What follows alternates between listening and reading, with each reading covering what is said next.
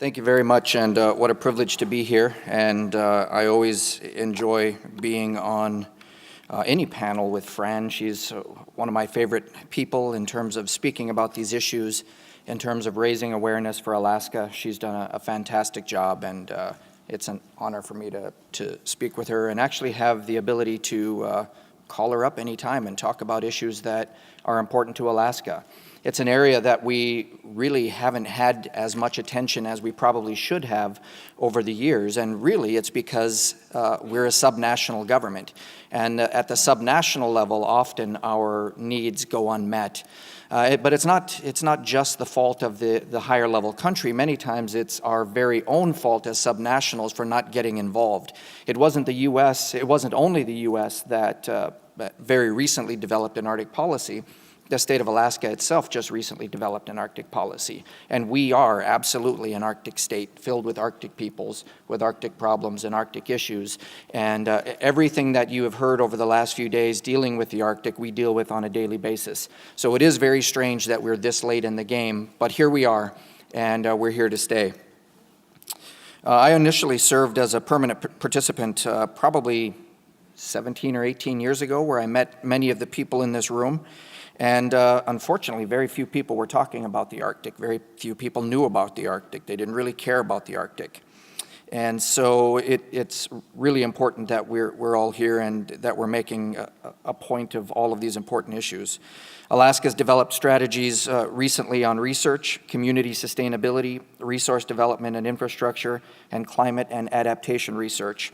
And these are going to help us as we propel into the future and work to solve the problems that exist in Alaska, and hopefully partnering with our bigger government, the United States, and many other governments around the world. We are pretty darn excited, though, that President Obama and Secretary Kerry and many others came to Alaska recently, which really elevated the conversation in the United States.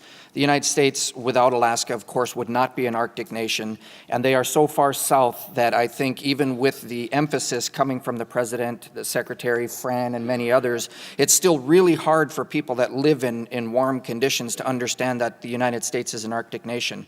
So we need your help. Make sure every time you see an American that's not from Alaska or hasn't been to Alaska or doesn't know much about Alaska, or even your colleagues and friends and relatives in other parts of the world, remind them that the United States is an Arctic nation and that we have to take these issues seriously.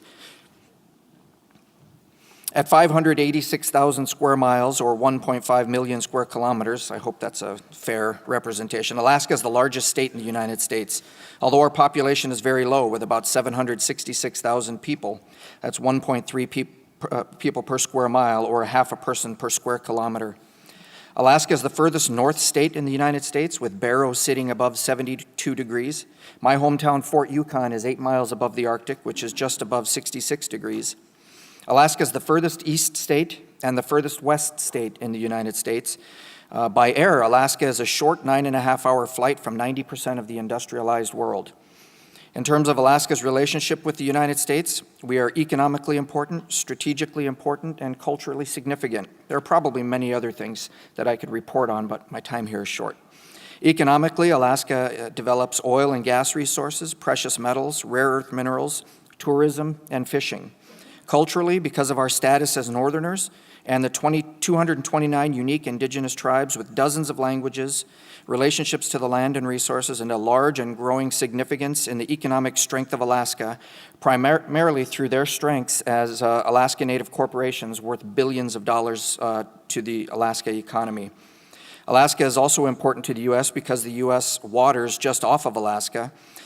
We have increasing access to some of the greatest potential of Arctic oil and gas and mineral deposits that are yet untapped in the world. This makes Alaska a jumping off point to the Arctic and significantly important. It is the next frontier for exploration, for discovery, and economic sustainability, energy independence, environmental awareness, and conservation, transshipment, and hopefully trans-Arctic partnerships that can make us all stronger. Because of Alaska's difficult and expensive climate, we've put a great deal of attention on renewable energy. We are already about 25% reliant on renewable resources, and we have a goal of reaching 50% in the next few decades. Unfortunately, Alaska has not been an agriculture producing region. And because of that, we actually import 97% of the food that we buy. This is just not sustainable. This is an area that needs a great deal of attention if we're going to be more self-sustaining. So what does Alaska need from our relationship with the U.S. and relationship with friends from around the world? We need the U.S. and others around the world, as I've already said, to see Alaska as an important partner for all of the aspects that I've already mentioned. Additionally, Alaska, and probably most of the rest of the Arctic, needs to see increased investment in infrastructure, in economic diversification, in sustainability, in improved technological advancement, not the kind of investment that sees Alaska, that prevents us from developing our resources, but the kind of investment that enables economic diversification to help us create a sustainable state. You might wonder why Alaska, a state so rich in natural resources, would need a support network for research and investment. But as a sovereign, we are unique in that 66% of the state is not owned by the state, not controlled by the state, not managed by the state. It's owned by the federal government.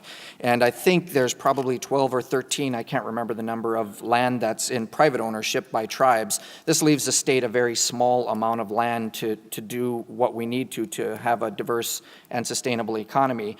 And to make it even more complicated, we have a checkerboard land ownership pattern. That means if we want to build a road, or if we want to build a pipeline, or if we want to develop a resource, for whatever reason, whether it's to connect communities for health and well-being or economic reasons, we have a lot of boundaries to cross to make that successful. So that makes it very difficult. It's why we have to partner together. It's why we have to work together for investment and to look at our future.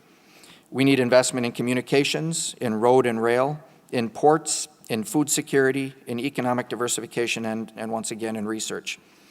As with other parts of the ultra-remote Arctic, Alaska struggles with crippling high energy costs, as do many others around the world. What Alaska needs is investment into improving energy distribution, generation, and efficiency.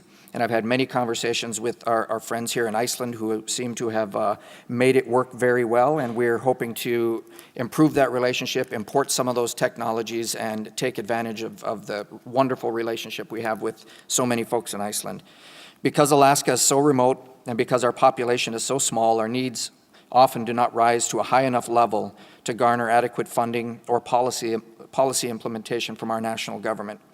There's a tremendous amount of potential in Alaska, and because of this potential, Alaska truly is open for business, not as a colony where our raw materials, raw resources are stripped out of our state and sent to other places for them to make the big money, but to invest in Alaska, to partner with us in infrastructure development so that we together can be in charge of these resources, so we can turn those products into something useful, not just sending oil outside, not just sending timber outside, not just sending fish outside, without having turned them into something good.